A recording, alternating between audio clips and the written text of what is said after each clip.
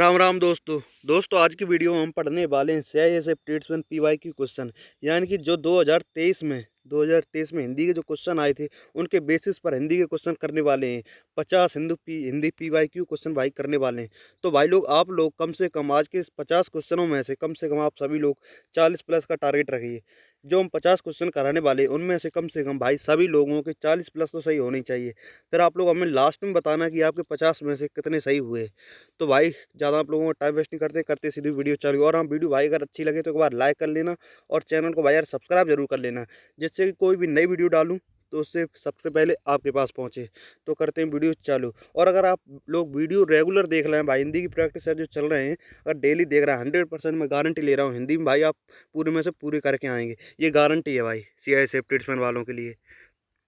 ये question number 1 आपका है। क्वेश्चन नंबर 1, वह कवि जो तत्काल कविता करे, वह कवि जो तत्काल कविता करे के लिए एक शब्द है।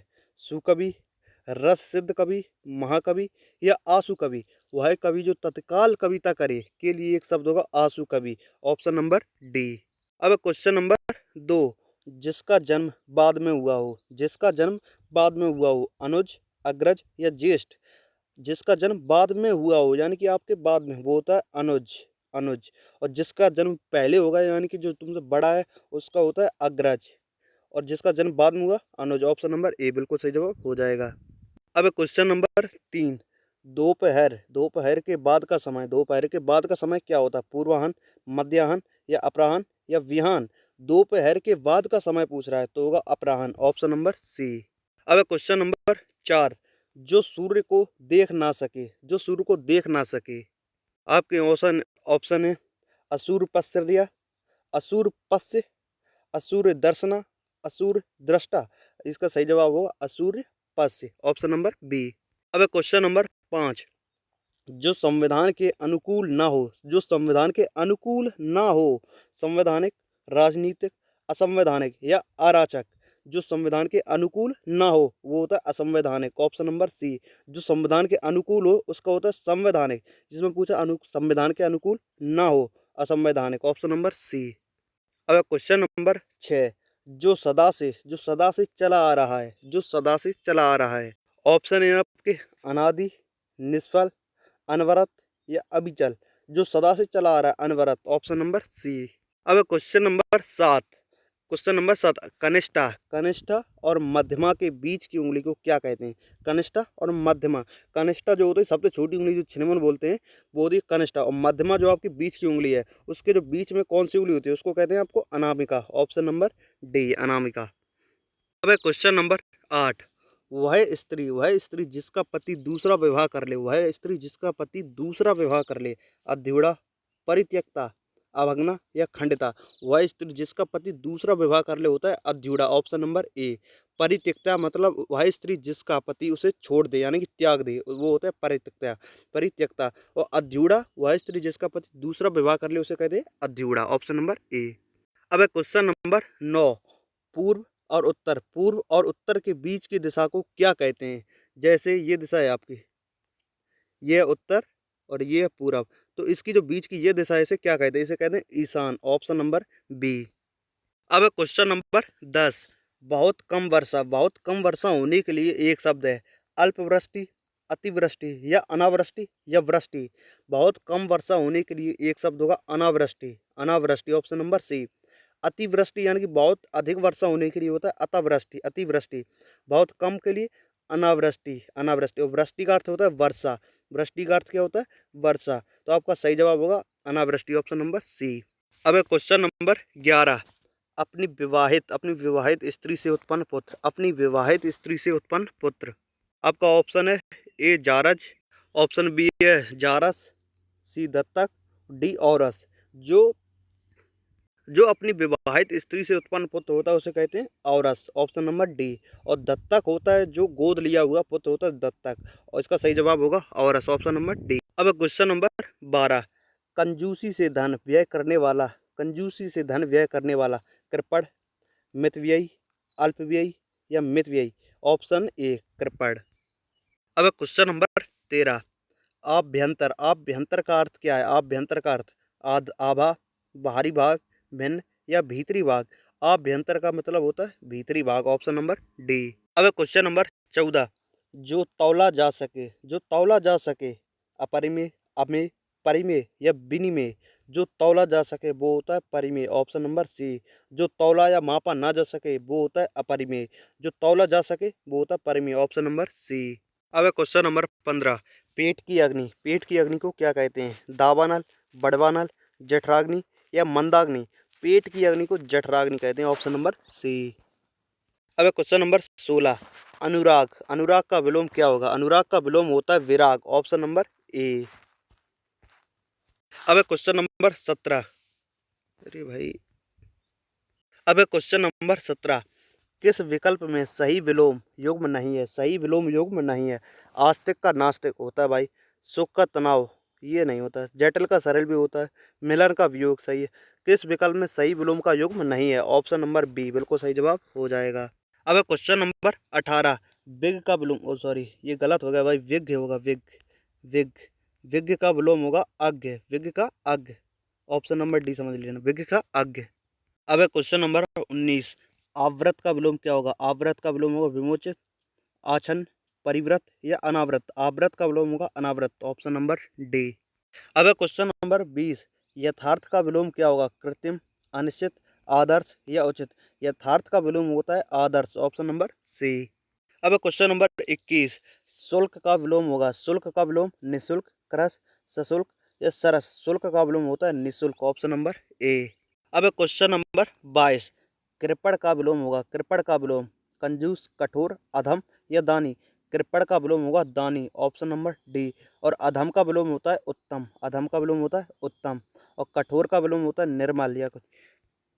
अब है क्वेश्चन नंबर 23, स्तुति का विलोम क्या है? स्तुति का विलोम समालोचन, निंदा, आलोचना, समीक्षा। स्तुति का विलोम होता है निंदा, ऑप्शन नंबर बी। अब है क्वेश्चन नंबर 24, तीक्ष्ण का विलोम होगा, तीक्ष्ण का विलोम प्रखर, क्षीण, मंद या तीव्र। तीक्ष्ण का विलोम होगा मंद, ऑप्शन नंबर सी। अब है क्वेश्चन नंबर 25, आवाहन का विलोम होगा, आवाहन का विलोम क्या होगा? अपवाहन, तिरोभाव या विसर्जन या फिर धन्यवाद। आवाहन का होगा विसर्जन, ऑप्शन नंबर सी। अब है क्वेश्चन नंबर 24, कलम तोड़ना, कलम तोड़ना मुहावरे का अर्थ क्या होगा? अच्छा लिखना, सही लिखना, ज़्यादा लिखना या बेकार लिखकर नष्ट करना। कलम तोड़ने का मुहावरे का अर्थ होता है अच्छा लिखना। अच्छी लिखने में तो भाई उसने कलम तोड़ दी। अब है क्वेश्चन नंबर 27, घी के दिए जलाना, घी के दिए जलाना का अर्थ है उत्सव मनाना, अप्रत्याशित लाभ पर प्रसन्न होना या दिवाली मनाना या विवाह करना। घी के दिए जलाना का अर्थ होता है बी, अप्रत्याशित लाभ पर प्रसन्न होना, ऑप्शन नंबर बी। अब है क्वेश्चन नंबर 28, खिचड़ी पकाने मुहावरे का अर्थ स्वादिष्ट भोजन बनाना, षड्यंत्र करना, रोटी के लिए तरसना, ये गुप्त धन खोज निकालना। खिचड़ी पकाने का अर्थ होता है षड्यंत्र करना, ऑप्शन नंबर बी। अब क्वेश्चन नंबर 29, अंधों में काना राजा। क्वेश्चन नंबर अंधों में काना राजा, गुणहीनों में गुणवान, आंखों में ऐंठन, लालची, अकेला आदमी मजबूत। अंधों में काना राजा, गुणहीन में थोड़ा सा गुणवान, ऑप्शन नंबर ए बिल्कुल सही जवाब हो जाए। अब क्वेश्चन नंबर 30, छक्के छुड़ाने का अर्थ हराना, जीतना, बुरी तरह हराना या जिताना। छक्के छुड़ाने का अर्थ होता है बुरी तरह हराना। इंडिया ने तो भाई क्रिकेट में पाकिस्तान के छक्के छुड़ा दिए, मतलब हरा दिया, बुरी तरह भाई हराया, ऑप्शन नंबर सी। अब क्वेश्चन नंबर 31, आंखों का तारा, इसका अर्थ आलसी, कमजोर, दुखी या अति प्रिय। आंखों का तारा अति प्रिय, ऑप्शन नंबर डी। अब क्वेश्चन नंबर 32, एक लाठी से हाँकना, अच्छा बुरा अंतर न करना, बात बिगाड़ना, मूर्ख बनाना, तानाशाह होना। एक लाठी से हाँकना, अच्छा बुरा का अंतर न करना, ऑप्शन नंबर ए। अब क्वेश्चन नंबर 33, गुदड़ी का लाल का अर्थ, गुदड़ी का लाल गरीब परिवार में जन्मा गुड़ी व्यक्ति, अनुभवी होना, बात बिगाड़ देना, घर की आशा होना। गुदड़ी का लाल का अर्थ होता है गरीब परिवार में जन्मा गुड़ी व्यक्ति, ऑप्शन नंबर ए। अब क्वेश्चन नंबर 34, दांत काटी रोटी, दांत काटी रोटी होना, थोड़ा समय के लिए साथी या फिर समान स्वभाव या गहरी शत्रुता या फिर गहरी मित्रता। इसका होगा डी, गहरी मित्रता। अब क्वेश्चन नंबर 35, नाकों चने चबवाना, नाकों चने चबवाने का अर्थ परेशान करना, बहस करना, बातूनी होना या बहुत तंग करना। इसका सही जवाब होगा बहुत तंग करना, ऑप्शन नंबर डी। अब क्वेश्चन नंबर 37, संध्या और रात्रि के बीच का समय को क्या कहते हैं? संध्या और रात्रि के बीच के समय को क्या कहते हैं? गोधूली, प्रदोष, निशांत या साय। संध्या और रात्रि के बीच के समय को गोधूली, option number A. Question number 38, जिसका कोई इलाज ना हो सके के लिए एक शब्द होगा। असाध्य, दुसाध्य, लाइलाज या साधनहीन। जिसका कोई इलाज ना हो सके, असाध्य, ऑप्शन नंबर ए। अब क्वेश्चन नंबर 39, जिसे बुलाया ना गया हो के लिए एक शब्द होगा। अनाहूत, अनथक, अतिथि या अभ्यागत। जिसे बुलाया ना गया हो उसे कहते हैं अनाहूत, ऑप्शन नंबर ए। भाई उसे तो बुलाया ही नहीं गया, वो तो अनाहूत है। अब क्वेश्चन नंबर 40, जो व्याकरण अच्छी तरह जानता हो के लिए एक शब्द होगा। व्याकरणज्ञ, वैयाकरण या व्याकरणिक या ज्ञानी। जो व्याकरण अच्छी तरह जानता हो, जो व्याकरण का ज्ञानी हो, उसे कहते हैं वैयाकरण, ऑप्शन नंबर बी। अब क्वेश्चन नंबर 41, जिसका निवारण ना हो सके के लिए एक शब्द होगा। अनिवार्य या अपरिहार्य, ऑप्शन नंबर बी, अपरिहार्य, बिल्कुल सही जवाब हो जाए। अब क्वेश्चन नंबर 42, उत्तराधिकार में प्राप्त संपत्ति के लिए एक शब्द होगा। रिक्त, धरोहर, वसीयत या संदाय। उत्तराधिकार में प्राप्त संपत्ति के लिए होगा रिक्त, ऑप्शन नंबर ए। ये ता नहीं है, रिक्त है भाई, रिक्त है, रिक्त, ऑप्शन नंबर ए बिल्कुल सही जवाब हो जाएगा। अब क्वेश्चन नंबर 43, जो युद्ध में स्थिर रहता है के लिए एक शब्द होगा। युधिष्ठिर, युद्धवीर। तो इसका आपका ए ही सवाल सही हो जाएगा। जो युद्ध में स्थिर रहता है उसके लिए युधिष्ठिर, ऑप्शन नंबर ए। अब क्वेश्चन नंबर 44, पेट की अग्नि के लिए एक शब्द, ये तो फिर से आ गया, जठराग्नि, ऑप्शन नंबर। अब क्वेश्चन नंबर 45, जंगल की आग के लिए एक शब्द। दावानल या जठराग्नि, दावानल, ऑप्शन नंबर ए। अब क्वेश्चन नंबर 46, समुद्र की आग के लिए एक शब्द। समुद्र की आग के लिए दावानल, बड़वानल, जलाग्नि या भीषण अग्नि। समुद्र की आग के लिए होगा बड़वानल, ऑप्शन नंबर बी। अब क्वेश्चन नंबर 47, आदि से अंत तक के लिए एक शब्द है। आद्योपांत, आदि अंत। आदि से अंत तक के लिए एक शब्द होगा आद्योपांत, ऑप्शन नंबर ए। अब क्वेश्चन नंबर 48, जो ईश्वर में विश्वास रखता हो के लिए एक शब्द होगा। आस्तिक, नास्तिक, श्रद्धालु या भक्त। जो ईश्वर में विश्वास रखता है उसे कहते हैं आस्तिक, जो नहीं रखता उसे कहते हैं नास्तिक। जो ईश्वर में विश्वास रखता है उसे कहते हैं नास्तिक, ऑप्शन नंबर ए। अब क्वेश्चन नंबर 49, जो सब कुछ उदारता से देना जानता हो के लिए एक शब्द होगा। औदार्य दाता, दानी, उदार या औदार। जो सब कुछ उदारता से देना जानता हो के लिए औदार दाता, ऑप्शन नंबर ए। अब क्वेश्चन नंबर 50, जिसका जन्म कन्या के गर्भ से हुआ हो के लिए एक शब्द होगा।